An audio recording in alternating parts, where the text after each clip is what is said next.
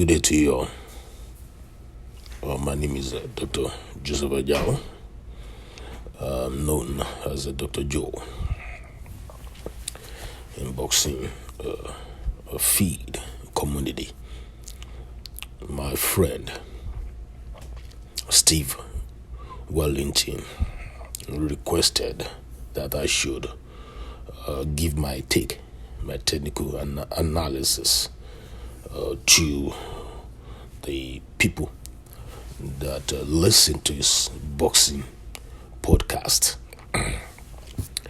In other words, my analysis is coming from our stable best boxing podcast.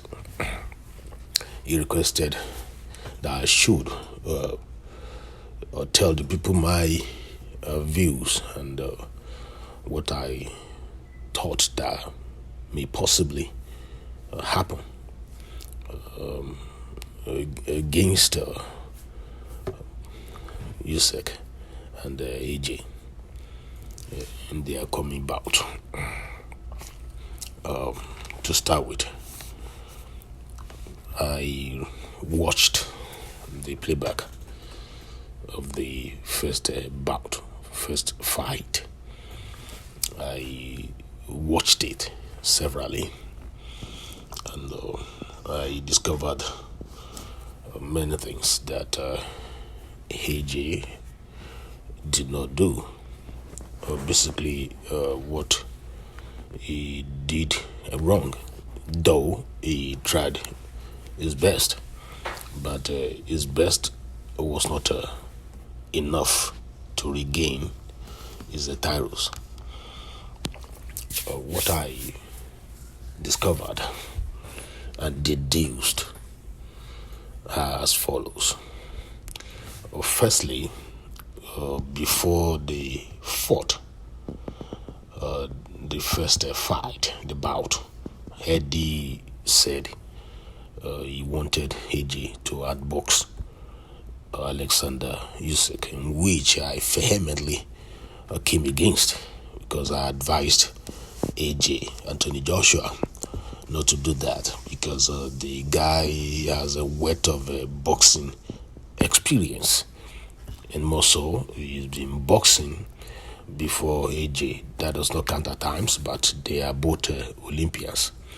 But I said, being a big guy, you should set the guy up and take him out and knock him out, and he has the ability to do so, because I know that the guy will ride bicycle, and the only thing to do is to pin him down with a straight right. When you feint your left and release the right, straight right, a punch that will take him out. The moment you get him, you should not allow him to have the hook. That being said, because the bat had gone, but where is he going? What can he do better? Basically, to retain is Tyro's back, because he lost 3 bets. Number one, Ajao should not touch, because he touched Usyk a lot. Because when you touch people, you measure. When you touch your opponent, you measure your opponent. Then you release powerful punch or punches. So it's a straight right from round 1 to 4. Those straight rights were not powerful enough. What he should do now, though his head movement was good, but he did not move on his feet.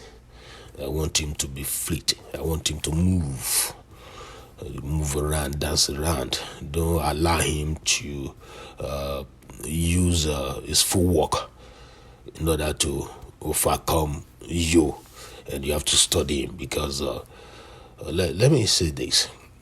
Because Usyk believed that he will beat Ajao, it was the issue of man's game. AJ must know. He must resolute. He must be resolute this time around that he is going to regain his belt back, that Usyk is beatable no matter what. He will beat him. Then if we stick to game's plan, the job will be easy. We'll be able to stop Usyk because AJ is powerful. He has the height and the muscle. Only some few things that I would suggest that he did not do right in the first fight because he missed the street rights at times. About couples of street rights, he missed those street rights because he was not timely. He should time a street right. When you set somebody up, you must release your straight right because fighting with any southpaw and you are orthodox, your stance is orthodox. You have to use your 1-2, 1-2, 1-2 consistently. You have to jab heavy, not touch. You jab heavy. When you jab your opponent in the head and you jab your opponent in his stomach, then you will slow him down. Like I said, his head movement was good, and he released some powerful straight right that made Usyk to wince. So he must jab ferociously, hard, on target. Each time he released his body punch, Usyk wins and shrink. He shrank back involuntarily. He shrank back. He did shrink. He shrank back. AJ must let his hands go. He must be busy. He must use combination. It is very necessary for him to use a combination. AJ must jab, 1-2, jab, consistently, jab. Whenever he's coming, you jab, and you release your right. So when you jab, you distort and divert the attention of your opponent. Muscle, he mustn't allow Usyk to counter him with much punches, because if AJ score one, he will come with three. So importantly, AJ must cow down a bit, because if I'm the coach or technical advisor, I will ask him to twist a little bit, cow down a little bit for his straight right to be effective, because if one is straight up, that will be an easy job for your opponent. So anytime if Usyk comes in, he must guard up and use uppercut, and straight right, uppercut, jab to the body, jab to the head, jab to the body, jab to the head. He must punch consistently, because AJ must make sure that every punch he release counts. Not touching.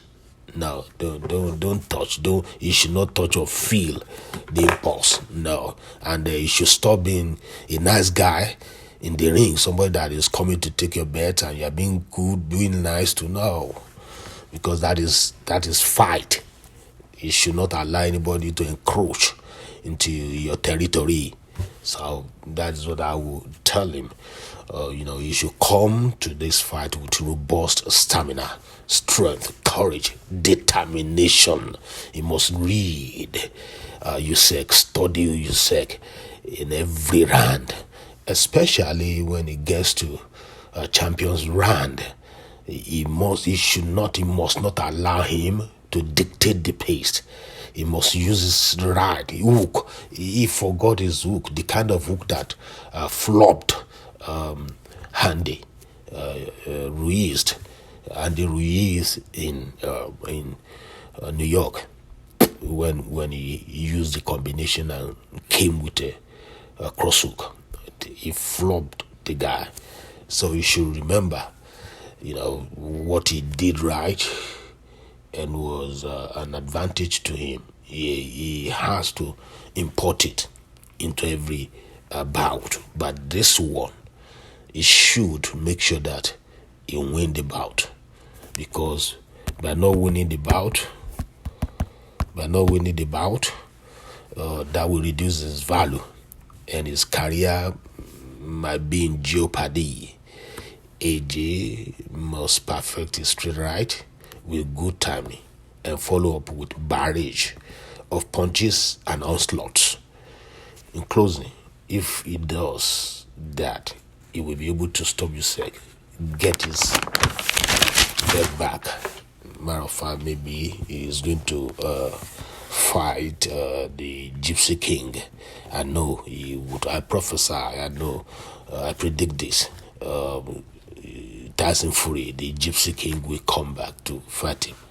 It's going to be British against British. I believe that AJ can beat Usyk because there is no boxer that is unbeatable. Those that they did not beat, they got lucky. All right. God bless you. Until then, bye now.